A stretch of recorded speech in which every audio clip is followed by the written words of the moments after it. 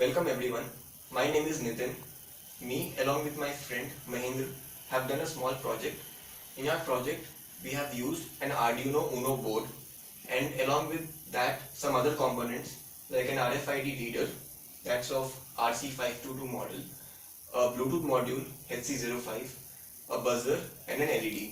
So we have already made the connections. So this is the Arduino Uno board that we have used. We have mounted this on a wooden base. This was provided to us along with the kit, Arduino Uno kit, and this is a large size breadboard. So this USB board is basically to code the Arduino Uno. So the components that we are going to use. So this is the RFID reader. It's RC522.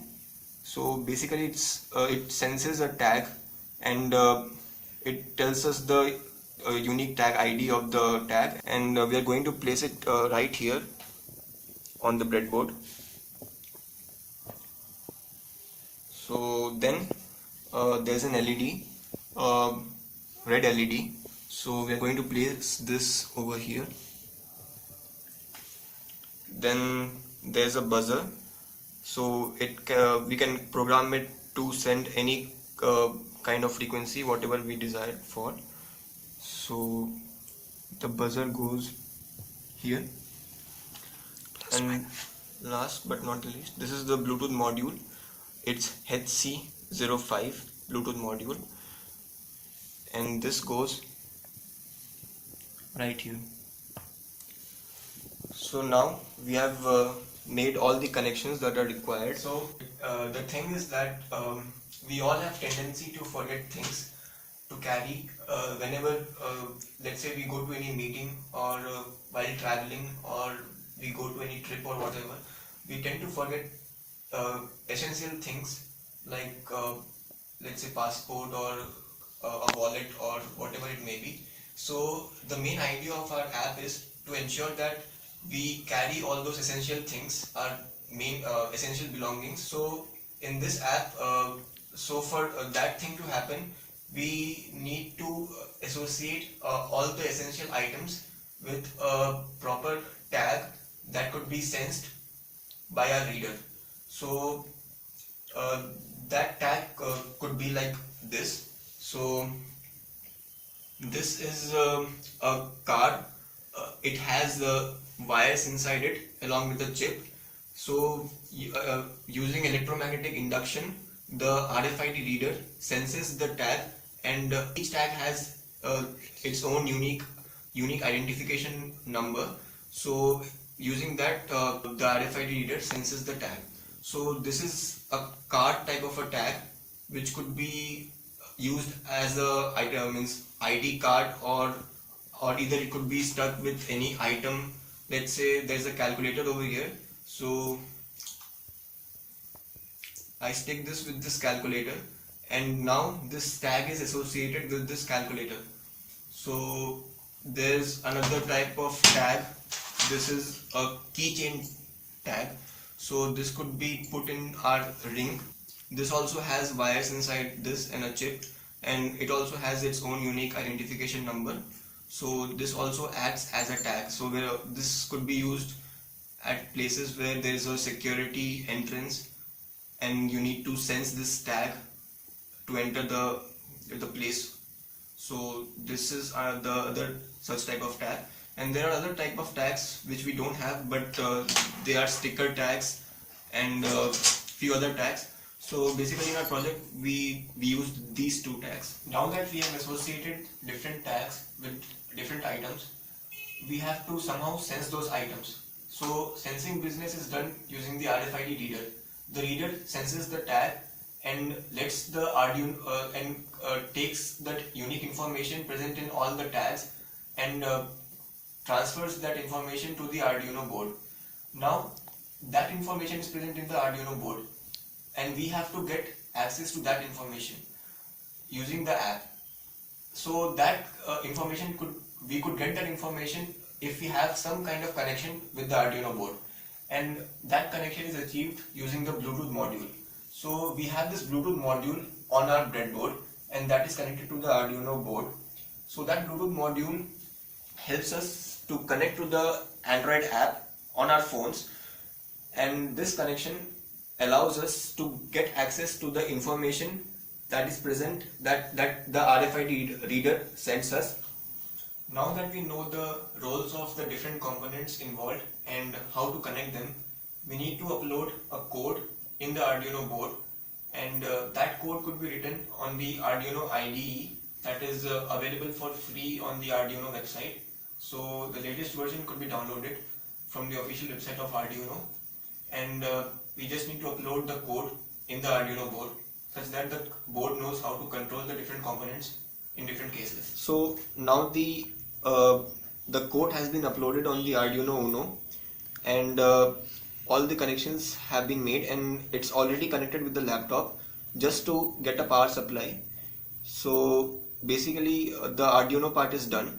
Now we need to go to the Android app part. So this is the app that we have made. Its name is MyTems, My Items. So the entire coding of this app was done on the Android Studio, and going through the code and explanation of all those bits and pieces would result in a very lengthy video, so we would not be going through that now. So first of all, we need to connect the device with the Bluetooth of the Arduino. So that we are going to do first. So we would go for the Bluetooth connections. So since the HC05 is already running, so we just need to pair it. So these are the available devices, and HC05 is the name of the Bluetooth module. So the default pin for the HC05 module is 1, 2, 3, 4. If you want, you can change this code, but it's not necessary. So that's it. Our device is connected and now paired. Now when we look at the Bluetooth module, earlier the blinking was pretty much double the speed of what it's now. So that shows us that the Bluetooth module is paired with the device. Whenever the Bluetooth module gets paired, its blinking period is reduced to half. So next we move on to our main app. So this is the app. So this is the layout of our app. The tag here, it shows the unique ID of the tag, and beside the item you can add the name of the item, and to add you can use this add button, and to delete you can use this delete button, and this button represents the scan on, and this represents scan off. Whenever you press this button, the RFID receives the information that it needs to start scanning, and this button to stop the scanning. And this is the area where whenever you add the items, this area shows the list of items that you need to carry. So now the list is empty, so we are going to add items in the list, and to add any item in the list we need to enter the unique tag ID of the tag associated with the item and the name of the item. So some of the tags have the tag ID printed on them. So in case if you know the tag ID and you have the tag that has the tag ID printed on them, you can just enter the tag ID. That could be like a 10-digit number or a 12-digit number whatsoever, and the name of the item. So let's say an apple. So now that you have the tag ID and the tag and the name of the item, you can just click this add button and your item has been added successfully. Let's say in case if you don't have the tag ID printed on the tag, let's say this case doesn't have a tag ID printed on it, so we don't know what is the unique ID of the tag. So for those cases we just need to switch on the scan button. So as we press the scan on button, there's a buzzer which produces a sound and the LED glows. So these two indicates us that the scanning procedure has been switched on. So as the scanning is switched on, what the RFID reader does, what the controller does, is that whatever the item is present in front of the reader, whatever the reader scans, the tag ID is uh, is transferred back to the phone and it is printed beside the tag. So let's see how it goes. We bring this closer to the RFID reader because the sensing capacity of this reader is quite low. So we just need to bring this as close as 3 or 5 centimeters. So this keyring, I'm bringing it close to the RFID reader. So we see that as we bring the keyring here, the RFID senses it and the tag ID associated with this key has been printed over here. And this is the tag that we were looking for. And now that we know the tag, we just need to enter the name of the item. The name of the item is key. So we have entered the tag ID and we have entered the name. So these two are necessary for entering any item. If any one of them is not available, you're not going to enter any item in the list. So now that we have these two, we just press the add item button. So now that we have entered the item, now it shows us that it has been added successfully. And similarly, in the same way, we are going to add this calculator, and this calculator already has a tag associated with it, but we don't know its ID, so we are going to add it in a similar way. Now we are going to scan this. I bring this closer to the RFID reader. So here, in the same way, the tag ID of this RFID reader is printed. Actually, these numbers are in hexadecimal form, so you see the D and all. So that doesn't matter in this case for us. So we enter the name of the item, calculator.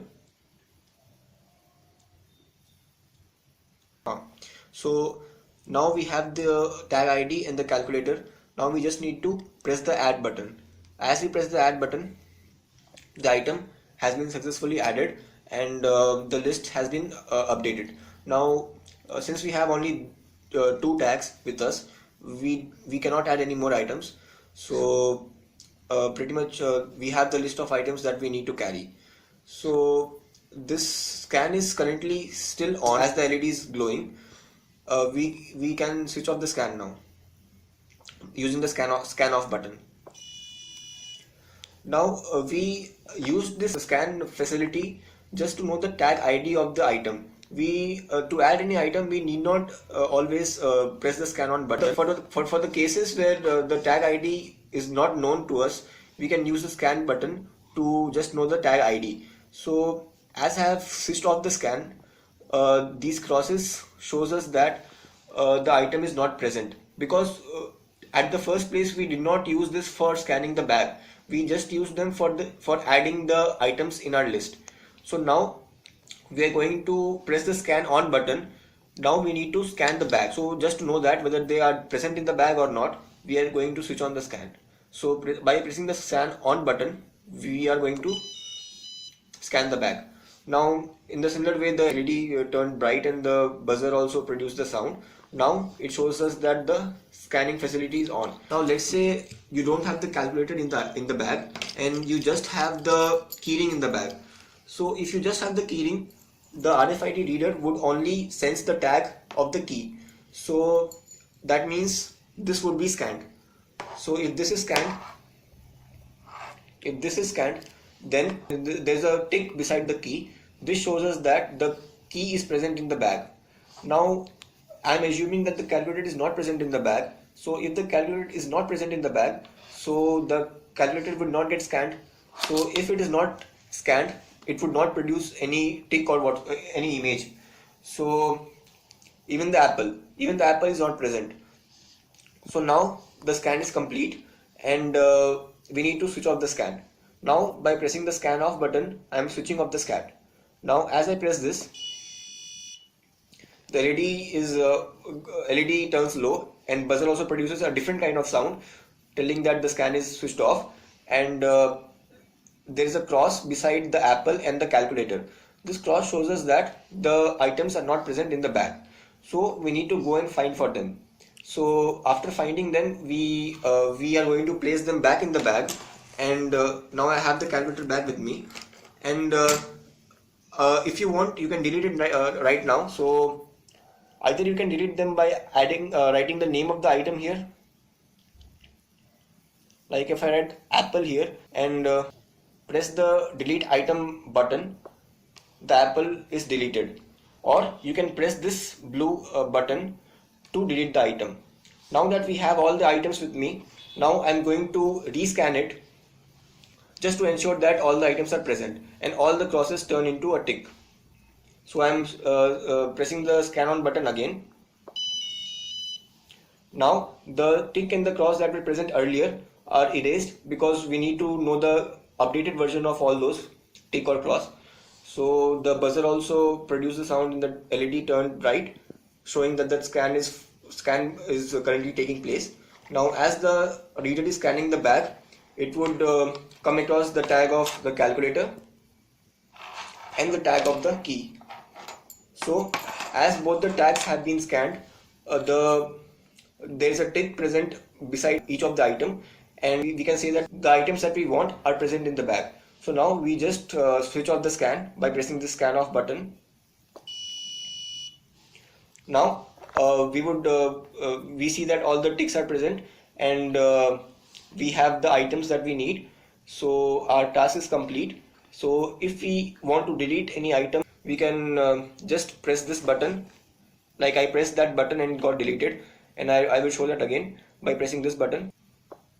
So even the calculator is deleted. Now the list is empty. Now if you want to add another list for any other activity, you can do it in a similar way. So it's all about our project. If you liked it, then press thumbs up. And if you have any query, you can feel free to comment. We really appreciate your comments. Thanks for watching. Thanks.